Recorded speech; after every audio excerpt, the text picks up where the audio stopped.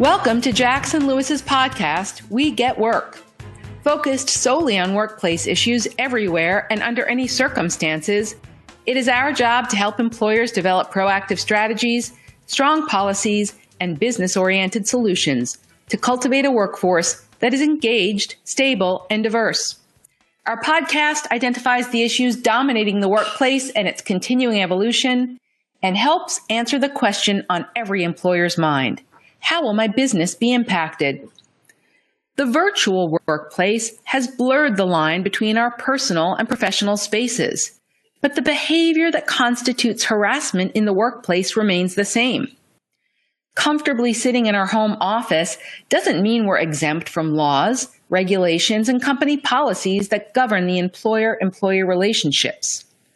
Taking steps to clearly outline and reinforce company policies around harassment prevention, confidentiality, and online behavior will help employers head off problems down the road.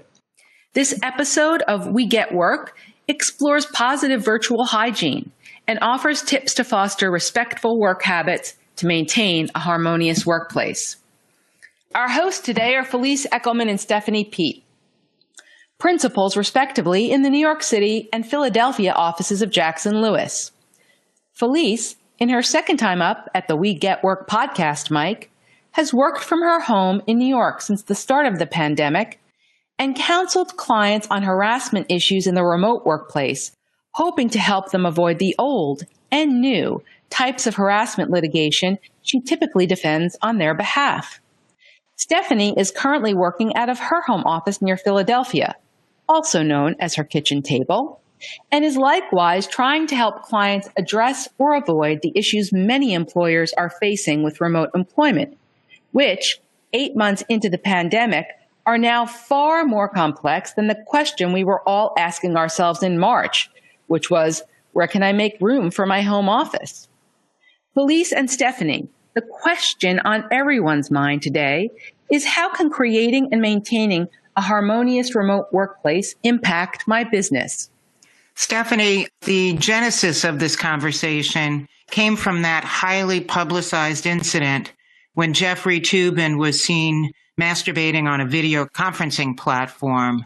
I'm sure you heard about it. It got a lot of publicity.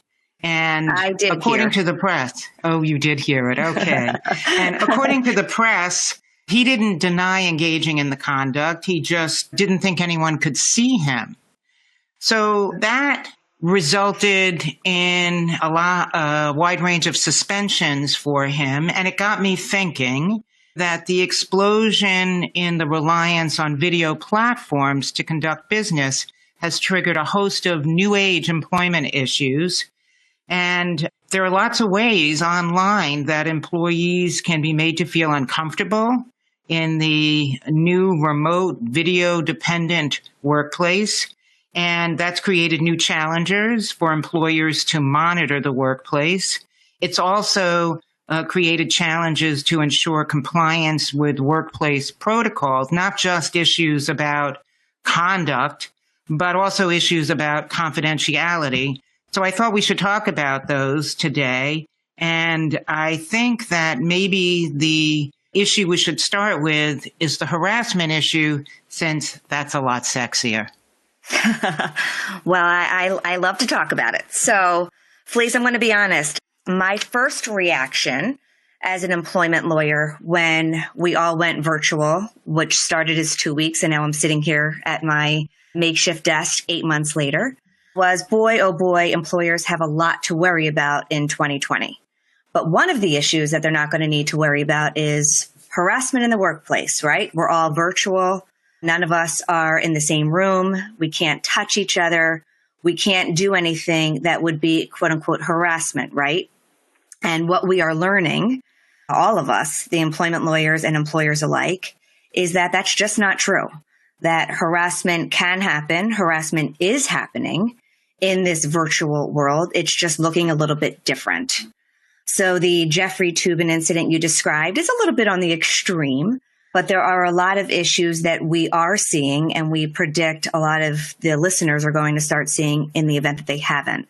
So for example, How many times have you heard the joke when you log into this virtual conferencing platform and everyone looks appropriate from the waist up, but then someone automatically says, well, you don't know if I'm wearing pants, right? I mean, we've all heard that. I hate probably. that one. I really hate that one. I'm always wearing pants or in the summer shorts.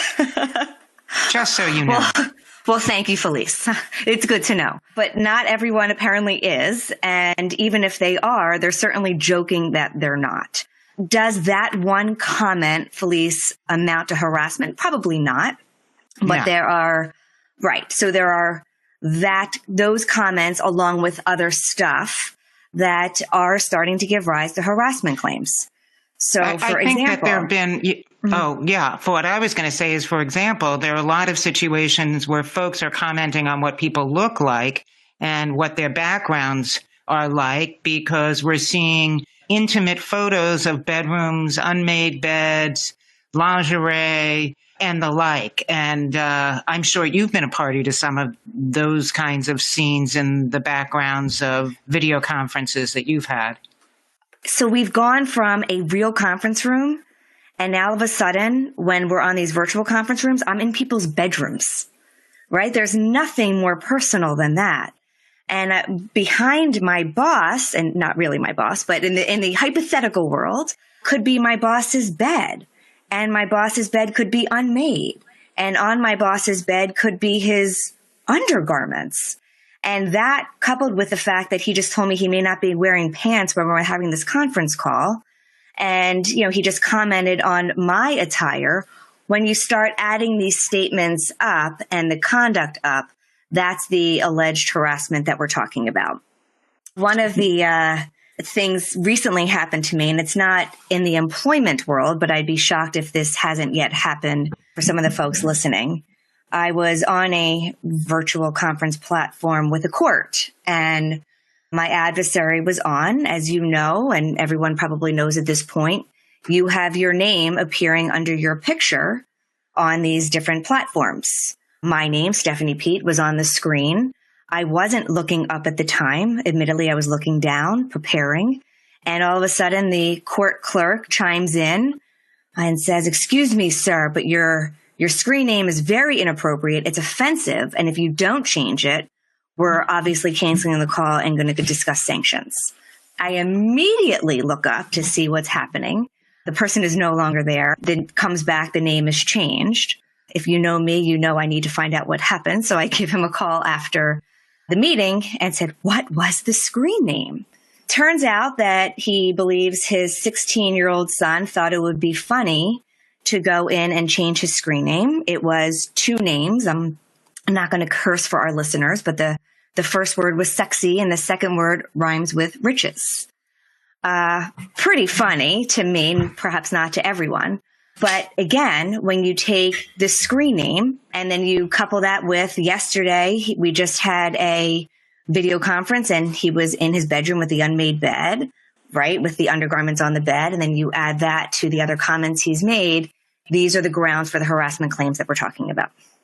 The other thing I've seen are situations where employers have told me that folks make mistakes using the chat room. There are features in the chat room that allow you to chat with just one person or the entire room. And sometimes folks make a mistake and they chat to the room when they mean to chat to one person. And they can embarrass themselves with comments, particularly if those are comments made about their colleagues who are participating in the conversation. I had another situation with an employer where while the video conference was ongoing, one employee was chatting privately to another, and they were really engaged in an inappropriate and sexualized conversation, which one employee who felt offended by it took screenshots of so that they could be preserved and presented to their employer. So there are lots of ways for people to, as you said in the beginning of the conversation, engage in unprofessional conduct on a video chat that I don't think anyone anticipated when these rooms began to proliferate in March and April of this year. So certainly that's an issue that employers are facing and need to deal with. Let me ask you this, Felice. Obviously, there's these chat features in all of the platforms. Have you ever been asked by a client, and if so, what advice do you give on whether or not employers should record and keep these chats for future use? Well, the recording issue is a good one. To start off, I think most employers need to be certain that this is something that's controlled on an enterprise level, so that if there are conversations that they don't want recorded, that individual users don't have the ability to record those. Now, we've all got our cell phones next to us and next to our personal computers. Anyone can record a conversation on their cell phone. I guess you can do that in an old-fashioned conference room as well, but it's a lot easier to do when no one can see what you're doing at home in your personal space. But as far as recording conversations, that's an important issue, and you want to make sure that folks are not inadvertently or recording them without giving folks notice, because that's going to impede, free discourse. But also, it may result in a situation where someone has said something that is either confidential and disclosed it and it's been recorded now, or a situation where there's been some kind of a communication that might be inappropriate and it's now been captured live on the employer's system. And so that is something that the employer will have to tackle with if the recording becomes an issue and might be discoverable and might have to be preserved. So I think employers should think ahead of time about how they want to deal with recording meetings and make sure that participants in those meetings know whether they're being recorded and understand the proper protocols. Yeah, that's good advice. One other thing that I wanted to talk about on the harassment kind of inappropriate conduct piece that I've been finding is managers ridiculing employees through these video conferencing. I've seen it where managers will have a meeting. There are various employees in these meetings, and for whatever reason, this manager doesn't like one or two of these employees specifically and has used the mute feature to mute these employees that he doesn't like or doesn't want to hear from, so that person can't participate in the meeting. I think we can all agree that that's not appropriate for a variety of reasons. One, it makes the employee themselves feel terrible and not able to participate, but it's really embarrassing when you're doing that in front of your colleagues. Similarly, what I've been seeing is, certainly at the beginning of COVID and the remote work at home with these virtual happy hours, I'm starting to hear harassment claims based on, I was never invited to participate in these types of virtual happy hours or the social events that people are holding through these remote platforms. Again, it's another way to isolate and to ridicule employees, whatever the reason is. It's not okay, and it's certainly going to lay the basis for a harassment claim going forward. I don't know if you've seen that, Felice, but I've certainly been hearing about that more recently. I think a lot of the issues that our clients have brought to us have to do with the informality that pervades working at home. Most folks are not wearing the same clothing that they wear when they go to the workplace. Most folks are, not sitting in a formal workplace. They've got a makeshift kitchen table or desk or dresser that they're using to do their work. And that whole environment has served to change the tenor of a lot of conversations. And I think managers and leaders need to make sure that they lead by example. And a video conference is the same kind of protocol that's required as when we all walked into conference rooms back in the day and sat and behaved professionally. So that's something that I think folks are going to have to pay more attention to, because I think we're going to be working at home for a bit longer. And we have to make sure that while we may be growing weary of working from home, we don't let down our guard and forget that we're working and not hanging out. So I think that's an important thing. So let's make sure we talk about confidentiality issues, because I think that's important. And I know, Stephanie, our listeners are dying to hear about what we have to say about that. But look, one of the issues that we really have to pay attention to is making sure that confidential communications and documents that would normally be preserved and only used in a formal workplace that are now outside of the workplace are not being disclosed intentionally or inadvertently to third parties who have no business looking at confidential information. So I don't know if you've talked to clients about what steps they could be taking to ensure that their documents maintain their confidentiality, but I'd be interested in hearing your thoughts. Yeah, I just want to address what the issues that I've been seeing relating to confidentiality in the work from home. The biggest one that I'm seeing is, again, I don't necessarily think there's malicious intent, but it's the sending a work email to their personal email account, in large part so they can print it out from their personal printer. Again, while it seems to be a perfectly innocent intention, there are some serious confidentiality and security concerns that arise from that. In assuming that the work email comes on a work computer and that there's firewall and other safety measures in place there, you lose that when you are sending it through the channels into your personal email. So to the extent that there is confidential information, social security numbers, financial information, you are potentially exposing that and losing the security of that when you're making that email exchange. The other big one is, so now you print out that email from your personal email account. You have a stack of documents with a whole host of proprietary confidential business information on there. But I don't have a shredder at home like I did in the office. So what am I doing and what are people doing with these documents that they are printing out? Again, that's has confidential information on it. Those are the issues that I'm seeing and that we've been dealing with frequently since we've been working from home. Definitely significant problems dealing with documents that are being sent to personal emails. But let's not forget that we're assuming that folks are using devices that have been issued by the company. If someone's using their personal computer to conduct business, then there's really a loss of assurance that documents will maintain their confidentiality. I mean, the benefit of issuing devices to employees, whether it's phones, but certainly laptops and computers, is that should the work relationship end, presumably you can retrieve your computer with all your business documents on there.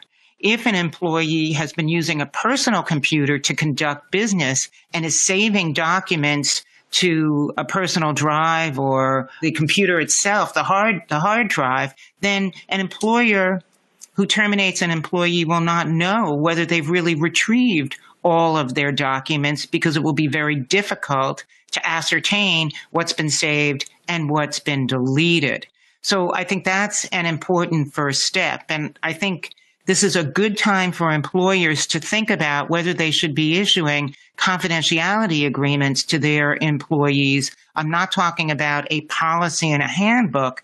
I'm talking about a real live agreement, one that's supported by consideration and will be enforceable, so that an employer will have some way, some mechanism by which to ensure the return of confidential information, and if necessary, can pursue damages to recover compromised information. So I think this would be a good time for employers to think about whether they need to do a better job communicating to employees about the importance of maintaining the confidentiality of corporate documents, but also take steps to ensure a mechanism to retrieve them if necessary. Yeah, and employers can use this time, remind employees what is confidential and business information, why it's so important that it needs to be preserved, to the extent that they have a policy on not sharing that with your personal email account. All of these policies need to be reiterated. The policies hold the same force and effect if we're in a conference room at work or if I'm working out of my kitchen, right? The policy should still apply. And this is a really good time to remind the employees of what those policies are.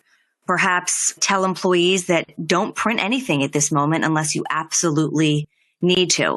Issue, to the extent possible, I understand it can't happen in every situation, but to the extent that you can issue secure laptops to people working from home and you haven't yet done that, we're going to be home for a little while. So now's the time to start issuing those secure laptops to make sure that you can retrieve that information back to the extent that you need to. Again, save all company information and documents on the company hardware and on the company software. Don't save things to the extent you're using a personal computer on the personal computer. Again, it makes the retrieval to get that information back a lot harder. So what advice or can we offer? I think one item that comes to mind is always training to make sure that folks know what the expectations are. And when I think about training, of course, I'm thinking about EEO and non-harassment training. So if you're in a jurisdiction employer where you have to conduct training on a regular basis as a result of state and local regulations, that obligation hasn't been excused simply because people are not reporting to the workplace. So if you haven't conducted training using some kind of an online platform or even a virtual conferencing platform, you're going to need to start doing your training that way. And this would be an excellent opportunity, I think, to revamp the training and include some examples of inappropriate conduct as they may occur in the virtual workplace. So I think that would really help people understand how conduct on a platform can later be viewed as unprofessional and possibly even support a harassment claim. I agree, Felice. You mentioned earlier about part of the inappropriate conduct in these conferences is resulting from the casual nature of the work from home environment. I think it's twofold. I agree that we are much more casual, which is going to parlay itself into more casual conduct, perhaps inappropriate, unprofessional conduct. But I also think because we're all kind of isolated in our own homes, there's this at least feeling about a lack of accountability or a lack of oversight. And I think my suggestion would be to employers, have these virtual conference platform meetings with some level of frequency, so people remember and appreciate the fact that there is still accountability, there is still supervisory responsibility and management here. You're not on an island unto yourself. Good point. So I think we've given employers a little bit of homework, or at least food for thought. Communicate expectations about online conduct. Don't forget to do non-harassment training, particularly if you're required to in your jurisdiction. Make sure that that training's relevant and includes hypotheticals about our real-life work situation, and take a look at the issues that might impact the confidentiality of your communications to make sure that recordings are only happening when you want them to happen, that your documents are being preserved, and that employees don't forget that they're working even though they're at home.